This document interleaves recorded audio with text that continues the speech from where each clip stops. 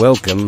My career was spent chasing facts, peeling back layers of lies in the urban jungle. I learned quickly there is no such thing as magic, just elaborate deceptions or tragic accidents. For every miracle or curse, a human hand or a simple explanation was always at play. Now, in retirement, the strangest cases find me. Places where ancient fears run deep and people whisper of the truly inexplicable. They see ghosts, but I see puzzles, and the truth I've found is often far more unsettling than any ghost story. This next case took me to a quiet city park, a place usually for peaceful strolls and contemplation. But when I arrived, people were pointing fingers, not at each other, but at the very art itself.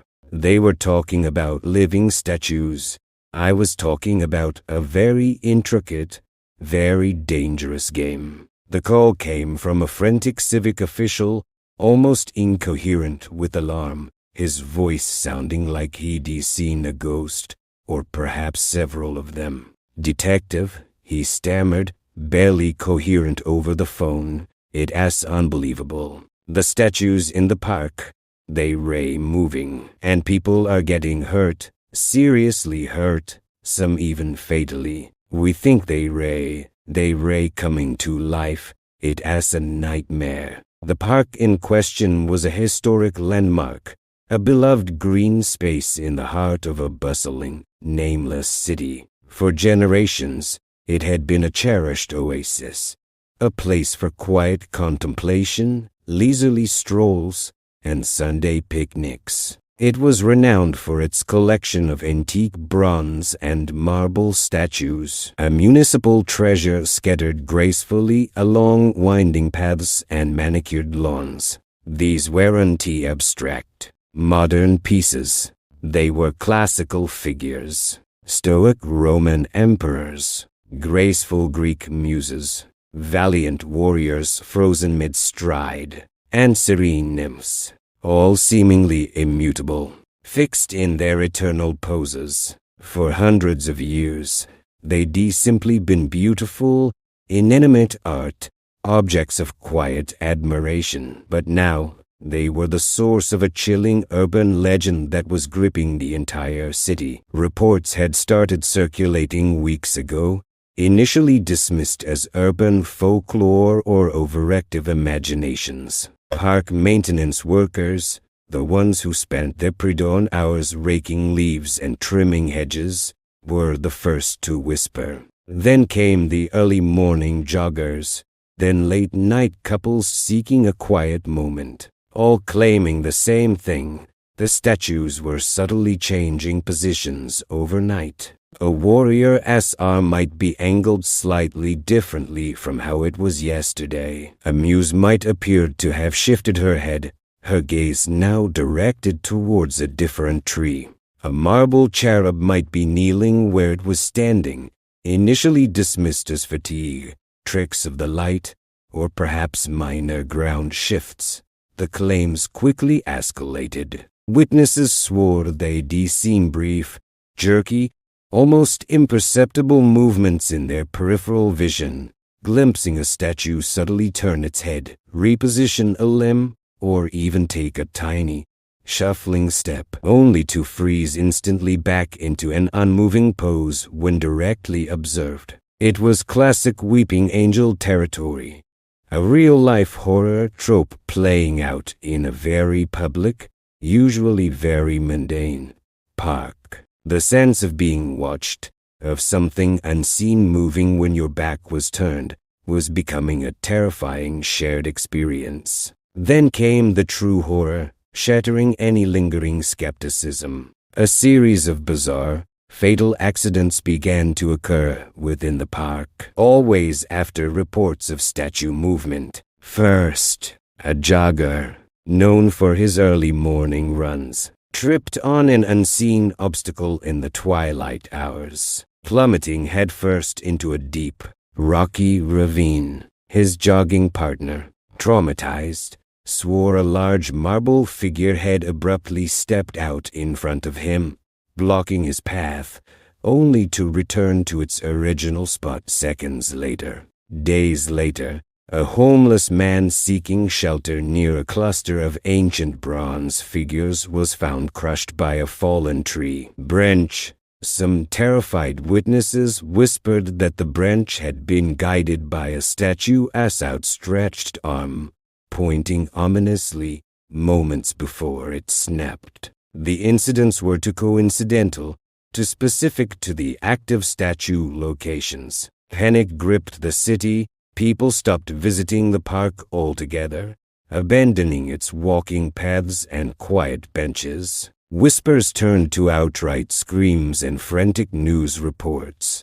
The statues were not only moving, but they were acting with malicious intent, coming to life to kill. They were possessed, they were vengeful, they were cursed.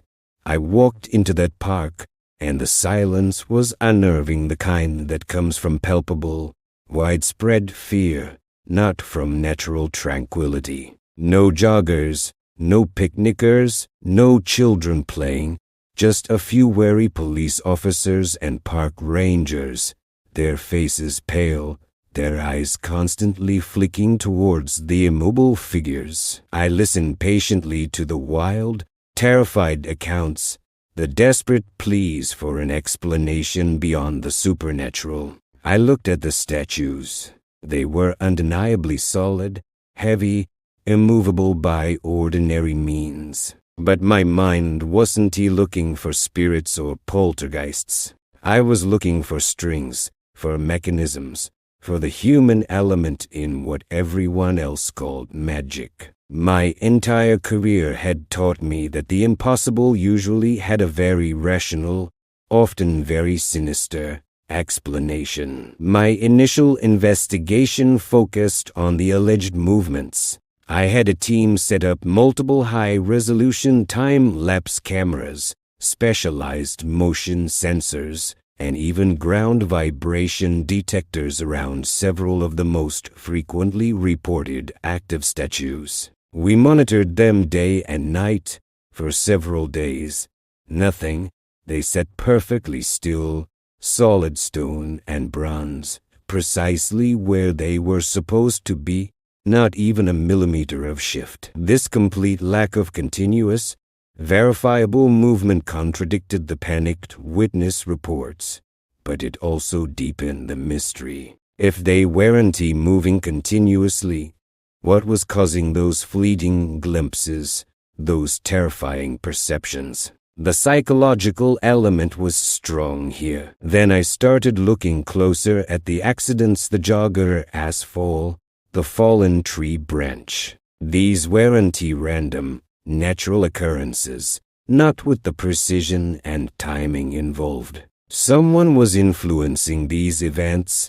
I walked every inch of those accident sites, meticulously analyzing the ground, the surrounding foliage, the specific angles of impact. That ass, when I found it, near where the jogger had fallen, half buried under some loose dirt and almost invisible to the naked eye, was a tiny, almost hair-thin, yet incredibly strong, hardened nylon filament. It was the kind used in specialized industrial applications or high-end fishing lines, but far stronger and designed for minimal visibility. It laid subtly, expertly disguised, into the dense bushes bordering the path, and near the fallen tree branch, high up in the canopy, on the very branch that had fallen, I found a small, almost imperceptible cutting mark on a secondary, thinner branch. Not from a natural break or a storm,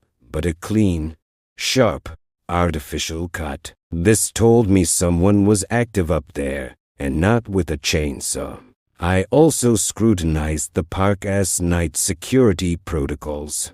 They were extensive on paper, but in practice, they relied heavily on human patrols and static camera feeds from fixed points. The guards were stretched thin, covering huge areas on foot, their routes predictable. There were numerous blind spots, especially after dark, and the guards themselves were now on edge, wary of the haunted statues, making them less diligent. I brought in a truly specialized team, not Ghostbusters, but forensic engineers, robotics experts, and a top-tier materials science forensics unit. While they analyzed the filament, the tree branch cut, and other subtle traces, I focused on the moving statues themselves. I examined their bases, their plinths, every seam and joint. No obvious tracks, no hidden wheels, no signs of recent excavation around them. But as I swept a high-frequency acoustic sensor around the base of one particular statue that had been frequently reported as moving, the sensor picked up faint, intermittent high-frequency vibrations emanating from within the base, barely audible to the human ear, but undeniably consistent with the operation of small, precision motors. The lab results came back, pulling the final threads of the illusion apart. The nylon filament, not just fishing line, it was military-grade monofilament, incredibly strong, with a tensile strength far exceeding its diameter, designed for stealth and remote actuation. The cutting mark on the tree branch, consistent with the high-tension, wire-operated cutting mechanism, triggered remotely, likely from a hidden perch in the trees or even ground level, and the vibrations from the statue bases. They were unequivocally from miniature, high-torque servo motors, expertly installed and hidden within the hollowed-out pedestals of the statues, connected to internal armatures that could subtly shift the statue as balance point, rotate it on a hidden pivot, or make a very small, controlled movement that would then cease. The installation was incredibly precise, leaving almost no external trace. Now, the whole sinister picture snapped into focus. This wasn't supernatural. This was a brilliantly orchestrated, multi-layered criminal operation using public fear and an intricate understanding of human perception and psychology as its ultimate disguise. Here's how it went down. Plain as day, a highly organized and sophisticated criminal group had identified the park as a perfect, discreet conduit for a massive, high-value smuggling operation. The park, with its sprawling area, dense foliage, isolated corners, and relatively light, predictable night security, offered unique advantages. But they needed to clear out unwanted observers, to deter casual visitors, and to create perfectly secure windows for their illicit activities without detection. Their plan was chillingly ingenious. First, they used advanced, remote-controlled robotics and precision engineering to secretly install miniature, silent servo motors and armatures inside the bases of key statues, carefully drilling, modifying, and then seamlessly resealing them to leave no visible trace. These motors, operated wirelessly from a hidden, mobile command center nearby, allowed them to make the statues perform those subtle, jerky, almost imperceptible movements that people glimpsed peripherally. The statues weren't moving continuously. They were being subtly nudged, then returned to their original positions, just enough to catch the eye and sow the seeds of unease, feeding into the local urban legends of living statues. The intermittent movement and quick cessation simply played on the observer's mind, making them question their sanity and attributing it to the supernatural. Second, they orchestrated the accidents to escalate the fear, turning abstract unease into genuine terror. The jogger fall, a strategically placed, almost invisible tripwire made of that military-grade monofilament,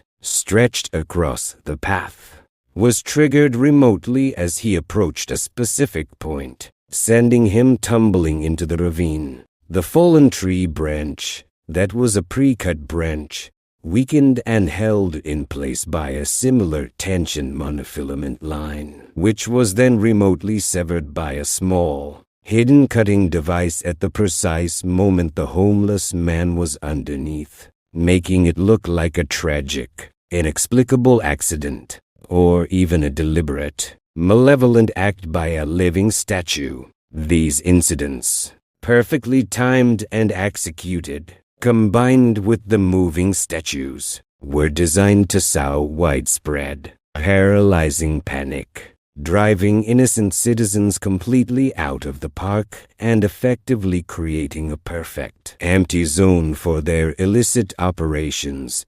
What were those operations? They were smuggling extremely valuable, illicit goods, potentially stolen artworks, rare contraband, advanced tech, or even sensitive data devices through a network of ancient, forgotten utility tunnels, old storm drains, and even abandoned subway passages that ran beneath the park, leading to a discreet pickup point on the city's outskirts. The park itself, with its sprawling landscape, dense foliage, and hidden access points, provided excellent cover for the entrances and exits to these subterranean routes. The criminals needed the park clear of prying eyes, human and electronic, by fabricating the chilling myth of living, murderous statues. They ensured that casual visitors stayed away,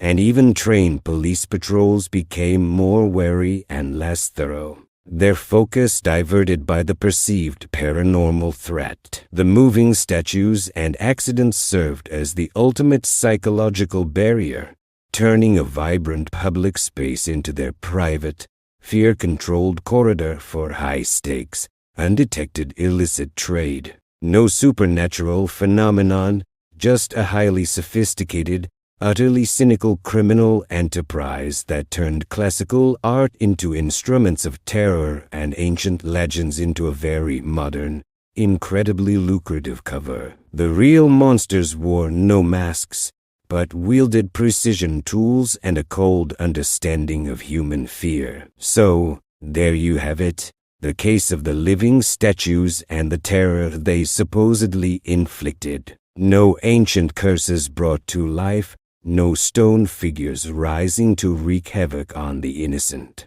Just another perfectly rational, albeit utterly deplorable, instance of human ingenuity twisted by ambition and insatiable greed. This one truly stuck with me because it showcased the sheer audacity and profound psychological manipulation involved. These criminals didn't need brute force, or a noisy getaway, or even to directly confront anyone. They used fear itself as their primary weapon, transforming beloved public art into symbols of dread and turning a cherished community space into a no-go zone. They relied entirely on people being too terrified, too quick to believe in the impossible, to look for the obvious, for the very human hand pulling the strings. They wanted you to blame the possessed statue, the ancient curse, anything but the high-tech criminals operating just out of sight,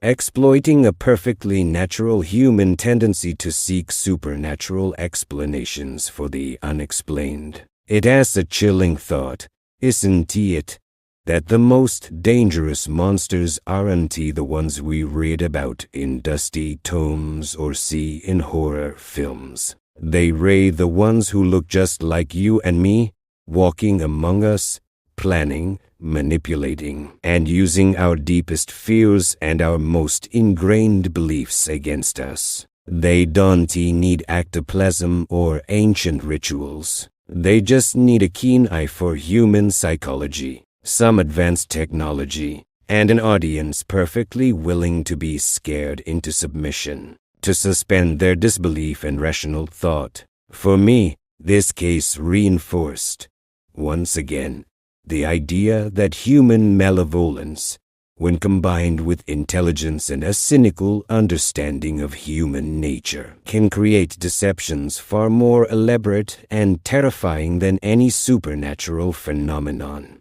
A truly skilled criminal doesn't just commit a crime, they build an entire alternate reality, a psychological theater of terror, to mask their illicit gains. So, the next time you hear a wild tale of a place seemingly cursed by unnatural events, or objects that defy simple logic, especially when it seems that someone, or some entity, stands to benefit from the resulting fear, stop. Don't jump to conclusions, no matter how thrilling or terrifying they might seem. Look for the small details, the almost invisible filament, the subtle cut, the high-frequency hum from an unlikely source that you almost wrote off as nothing. Because often, the true horror isn't some ancient curse or a reanimated statue.